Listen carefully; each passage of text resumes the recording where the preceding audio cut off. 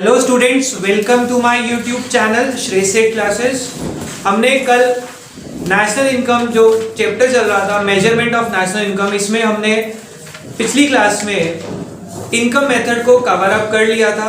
Income method की precautions जो थी वो पेंडिंग थी। जैसे हमने वैल्यू एडेड मेथड की प्रिकॉशन समझी थी कि वैल्यू एडेड मेथड करते टाइम हमें 6 बातें याद रखनी होती हैं कि क्या इंक्लूड करना है और क्या इंक्लूड नहीं करना। ऐसे ही एक्सपेंडिचर मेथड भी कुछ बातें बताता है। वो कहता है क्या इंक्लूड करना है और क्या इंक्लूड नहीं करना। सबसे पहला प्रिकॉशन ट्रांसफर इनकम। बेटा आप बताएं, क्या ट्रांसफर इनकम इंक्लूड करी जाएगी या नहीं करी जाएगी? नहीं करी जाएगी। क्यों इंक्लूड नहीं करी जाएगी ट्रांसफर इनकम? क्योंकि उस इनकम से कोई भी गुड्स की प्रोडक्शन नहीं हो रही हमारी इकोनॉमी में। और नेशनल इनकम में तो वही आना चाहिए ना जो नेशन की जीडीपी या इनकम बढ़ाए। इससे इनकम थोड़ी बढ़ रही है। आपको एग्जांपल दिया था जैसे ट्रांसफर इनकम का, आपकी पॉकेट मनी, जो आपको पॉकेट मनी मिली, क्या उससे हमारे देश की नेशनल इनकम बढ़ी? नहीं। आपके फादर ने जो कमाया मेहनत करके वो आपको दे दिया बिना मेहनत करे, यानी कि देश की तो कोई तरक्की नहीं हुई इससे। जो आपके फादर ने मेहनत करके कमाया उसको हम इंक्लूड कर लेंगे नेशनल इनकम में, बट जो इनकम आपको बिना कोई काम करे मिले, जिसको हम ट्रांसफर इनकम के नाम से जानते हैं, वो नेशनल इनकम में इंक्लूड नहीं होती। पढ़ते हैं क्या लिखा है।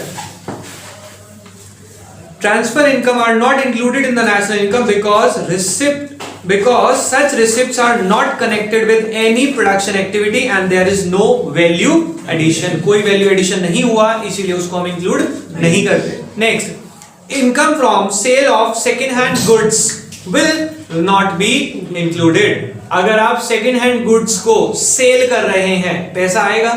कुछ लोग उसे इनकम मानते हैं, कह रहे नहीं, वो इनकम में इंक्लूड नहीं होगा। क्यों नहीं होगा? क्योंकि उससे हमारे देश की कोई प्रोडक्शन नहीं बढ़ी। वो गुड्स जिस साल में नए बने होंगे उस साल की नेशनल इनकम में वो आ चुके होंगे, इस साल की नेशनल इनकम में इंक्लूड नहीं होंगे। पर वो जो गुड्स बिके हैं, जिसने बिकवाए हैं, उसने बीच में कमीशन चार्ज करी होगी, क्या वो कमीशन नेशनल इनकम में इंक्लूड होगी? Yes, that will be included in the national income. Clear हो गई बात? पिछले मेथड में जो हमने पढ़ा था वो क्या था? सेल एंड परचेज दोनों था, क्योंकि वो वैल्यू एडेड मेथड था। ये इनकम मेथड है। इनकम में परचेज तो आ ही नहीं सकती, क्योंकि वो तो एक्सपेंडिचर में जाएगी ना। इनकम में क्या आएगा? इनकम में आएगा sale of second hand goods and services will not be included. आगे देखो क्या लिखते हैं, in the national income as their original sale has already been counted. उनकी ओरिजिनल सेल ऑलरेडी काउंट हो चुकी है। If they are included again it will lead to the problem of double counting. However, any brokerage और commission received by broker or commission agent on sale of such goods will be included in the income। तो आपको बताया उसकी commission include हो जाएगी। Point number 3, income from sale of shares, bonds and debenture will not be included. क्यों नहीं include करेंगे बेटा शेयर्स और बॉन्ड्स की इनकम? क्योंकि उससे हमारे देश में कोई गुड्स और सर्विस जनरेट नहीं हो रहे। इसको हम क्या कह सकते हैं? शेयर्स हैं क्या? बेसिकली शेयर्स, अगर आप बात करें, शेयर मार्केट क्या है? सट्टा ही तो है, लीगल है भाई। शेयर मार्केट में क्या हो रहा है? कभी शेयर के प्राइस बढ़ रहे हैं, कभी कम हो रहे हैं। ऐसे ही आपकी लॉटरी होती है, बट वो इलीगल होती है। ये क्या है? लीगल है। तो देखो क्या लिखते हैं, will not be included as such transaction do not contribute to the current flow of goods and services, क्योंकि उससे हमारे देश के गुड्स और सर्विस में इंक्रीज नहीं हो रहा। और वही बात, इसकी कमीशन आप इंक्लूड कर लेंगे। जो उसमें ब्रोकरेज कमाते हैं बीच में, इंटरमीडियरीज की जितनी भी इनकम होगी वो इंक्लूड हो जाएगी। Clear? Point number 4, windfall gain. ऊपर था शेयर्स, बॉन्ड, जिसे लीगल सट्टा बोलते हैं, और ये आ गया illegal lottery. Income from lottery, horse race etcetera will not be included. ये भी इंक्लूड नहीं होगा, क्योंकि इससे भी हमारे देश की कोई प्रोडक्टिव एक्टिविटी नहीं हो रही। तो हमने 4 इनकम पढ़ी जो इंक्लूड नहीं होंगी। पहला ट्रांसफर इनकम, दूसरा sale of second hand goods and services, तीसरा gain from sale of shares, bonds, debenture और विंडफॉल गेन। समझ आ गई बात। Point number 5, imputed value of service provided by owner for production unit will be included। मतलब owner जो अपनी factory में या अपने बिजनेस में खुद काम कर रहा है, अगर वो कहीं और करता वहां से इनकम लेता, तो जो उसकी सेल्फ सर्विसेज हैं उसकी इम्प्यूटेड वैल्यू नेशनल इनकम में इंक्लूड होगी। समझ आ गई बात? नहीं है? आप अपने बिजनेस में खुद सर्विसेज कर रहे हैं, अगर वहां ना करते तो कहीं और करते, और वहां अगर करते तो सैलरी लेते या कोई इनकम चार्ज करते। अब अपने बिजनेस से कोई नहीं चार्ज कर सकता इस तरह से, तो उसकी एस्टिमेटेड वैल्यू नेशनल इनकम में इंक्लूड होगी। Next, payment out of past borrowing. आपने पुरानी payment out of past saving मतलब आपने पुरानी सेविंग करी थी, उसमें से अगर आप कोई खर्चा कर रहे हैं, क्या वो आपकी इनकम का पार्ट होगा? नो। जिस साल में कमाई होगी वो इनकम, वो उस साल की इनकम का पार्ट होगी ना, इस साल की थोड़ी। आपने पिछले साल कुछ कमाया था, उस पैसे को सेव किया हुआ और कह रहे इस साल की इनकम है वो। No, it is a saving income of past year. तो क्या लिखते हैं? Are not included in the national income because they are paid out of wealth और पास्ट सेविंग। वो पुरानी सेविंग का पार्ट है। क्लियर? तो हमने पढ़ा 5 इनकम इंक्लूड नहीं होनी, सिर्फ 1 इनकम इंक्लूड होनी है जब आप इनकम मेथड को यूज करेंगे। 5 इनकम कौन कौन सी इंक्लूड नहीं होनी?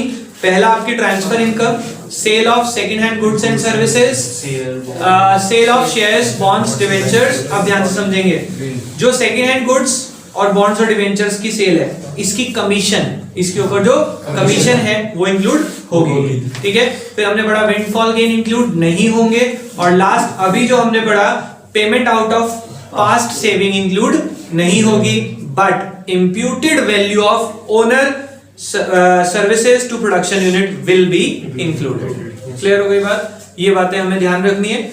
नेक्स्ट मेथड जो हमारा एक्सपेंडिचर मेथड है वो हम अभी स्टार्ट नहीं करेंगे बिकॉज अभी आपके न्यूमेरिकल क्वेश्चंस पेंडिंग है। हम एक काम कर सकते हैं, इसमें आप आए पेज नंबर 4.28।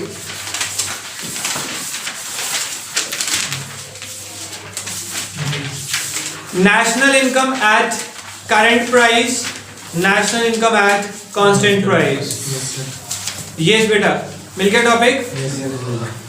पुरानी बुक्स में कुछ थोड़ा सा आगे पीछे हो सकता है, बट टॉपिक है national income at current price. ध्यान से समझेंगे, national income at current price और national income at constant price का मतलब क्या है बेटा? इधर देखते हैं, समझते हैं। जब आप अपनी इनकम कैलकुलेट करें आज के मार्केट रेट के हिसाब से, तो वो हो जाएगी national income at current price. और अगर आप अपनी इनकम मेजर करें किसी साल को बेस ईयर मानते हुए, तो उसको बोलते हैं हम national income at constant price. National income at constant price. अब बेस ईयर क्यों मानते हैं? देखो, मैंने कहा कि मेरी आज की इनकम मैं कमा रहा हूं सपोज 40,000, ठीक है। पिछले साल या आज से 4 साल पहले मैं कमा रहा था 25,000, तो मेरी इनकम में इंक्रीज हुआ 4 साल में। तो हम कह सकते हैं सर न्यूमेरिकली तो दिख रहा है 15,000 का इंक्रीमेंट है, प्रैक्टिकली क्या वो इंक्रीज है? No, it is just due to inflation. मेरी इनकम नहीं बढ़ी, इनकम के साथ जितनी इनकम बढ़ी है उससे ज्यादा तो मेरे खर्चे बढ़ गए। तो एक्चुअल इनकम मेरी इंक्रीज हुई है या नहीं हुई है, वो कैसे पता लगता है? जब हम देखते हैं इनकम एट कांस्टेंट प्राइस। अब कांस्टेंट प्राइस का मतलब क्या हो बेटा? अगर मैं कॉमोडिटी के फॉर्म में बात करूं, देखो अगर हम सपोज इंडिया प्रोड्यूस कर रहा था 1 lakh ton of wheat, wheat का रेट था 20 रुपीज पर केजी, तो ये हमारे कितने रुपीस की प्रोडक्शन हो गई? 20 लाख।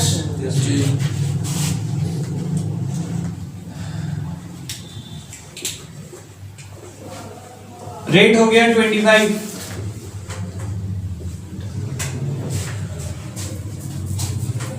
अब ये कितनी हो गई? 24,75,000 जी। अगर आप ये देखेंगे इस डेटा को तो आप कहेंगे क्या हमारा ग्रोथ हुई है 20 लाख से 24,75,000? आप कहेंगे sir yes we have grown, but output के अकॉर्डिंग आप देखें, आउटपुट और प्राइस के अकॉर्डिंग अगर आप देखें तो हमारा देश ग्रो नहीं बल्कि डूब रहा है। आउटपुट नहीं बढ़ी, ये जो इंक्रीमेंट है it is just due to rise in price. महंगाई का इफेक्ट देख रहे हैं और आप कह रहे ग्रोथ है, this is not the real growth. इसीलिए कहते हैं कि हमें जो मेजर करना चाहिए, सपोज ये था 2015 का और ये है 2019 का, तो 2019 में आते आते हमने ग्रो नहीं किया, हम उल्टा और डूब गए। तो अगर हमें रियल पिक्चर चेक करनी है we have to compare the base year. Base year यानी कि जिस साल से कंपेयर कर रहे हो ना, प्राइस उसी साल का ले लो, पता चल जाएगा आपको।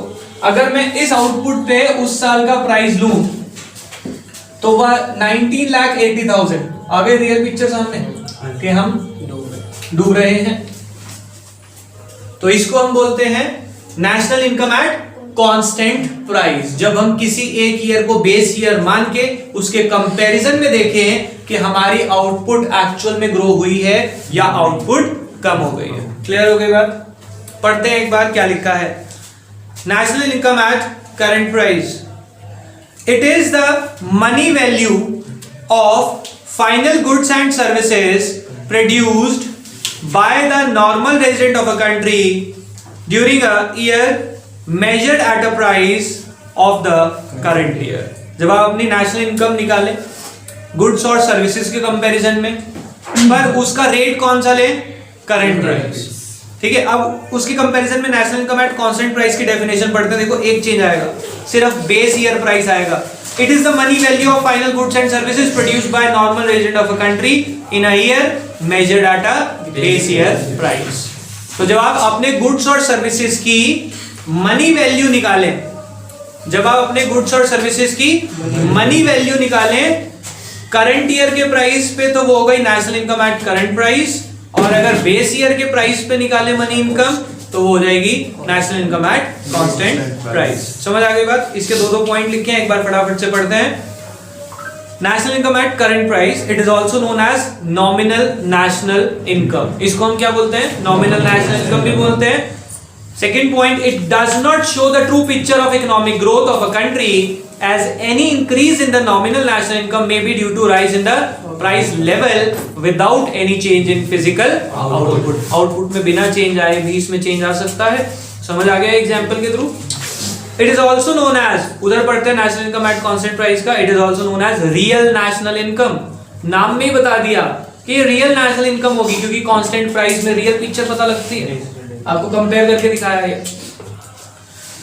It shows the true picture of economic growth of a country as any increase in real national income is due to increase in output only। समझ आ गई बात बेटा? कोई प्रॉब्लम? आप नीचे देखें टेबल, ये टेबल इन्होंने 2-3 कॉमोडिटी की बना के दिखा दी, मैंने सिंगल कॉमोडिटी की बनाई थी। मैंने सिर्फ व्हीट के लिए कहा था आपको, उन्होंने व्हीट, क्लोथ और मिल्क सबकी बना के दिखा दी। टेबल एक बार रीड कर लेंगे आप।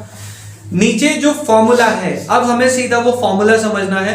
National income at constant price is equals to, अगर आप क्या निकालना चाहते हैं बेटा, इधर देखें, national income at constant price, यानी कि जो रियल पिक्चर शो करना चाहता है वो वाला आप निकालना चाहते हैं क्वेश्चन में, तो आपको लेना पड़ेगा national income at current price, आज वाली ले लो,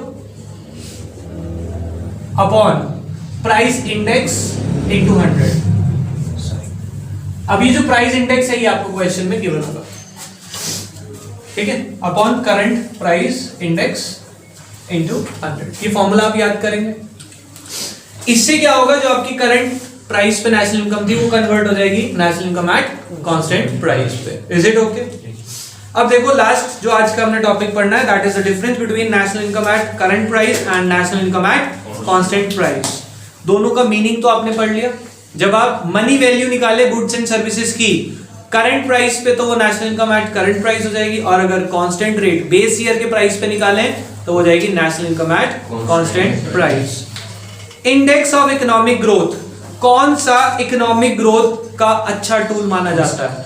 कांस्टेंट वाला, बेस ईयर वाला, national income at constant price. देखो, it is not a good tool of measuring the economic growth, it is a better tool of measuring the economic growth. Cause of change कह रहे, उसमें changes होने के कारण क्या है?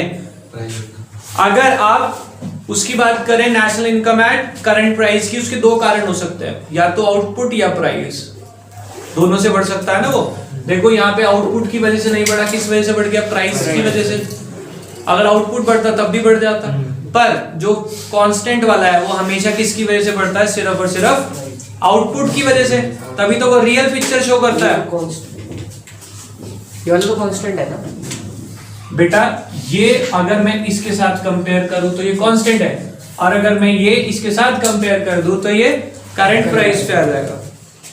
देखो क्या लिखते हैं, it is affected by change in both price and quantity, it is affected by quantity only. Comparison, comparison में कौन सा सुटेबल है बताओ? कांस्टेंट प्राइस वाला सुटेबल है हमेशा कंपेयर करने के लिए। It is not suitable tool for comparing the national income, it is generally used for comparing the national income. Formula देखो बेटा, अगर आप करंट प्राइस पे निकालना चाहते हैं P1 इंटू Q1, यानी करंट ईयर का प्राइस, करंट ईयर की क्वांटिटी, और अगर उसमें निकालना चाहते हैं करंट ईयर का क्वांटिटी और प्राइस बेस ईयर का, यही तो लिया मैंने, करंट ईयर की क्वांटिटी बेस ईयर का प्राइस, ये आ जाएगा आपका national income at constant price. Alternative name nominal national income और रियल नेशनल इनकम। आज हम इतना ही करेंगे, आप इसको रिवाइज करके आना, अच्छा टॉपिक है। नेक्स्ट टॉपिक भी इसी से लिंक होगा, बाकी हम करेंगे नेक्स्ट वीडियो में। अभी के लिए बाय बाय।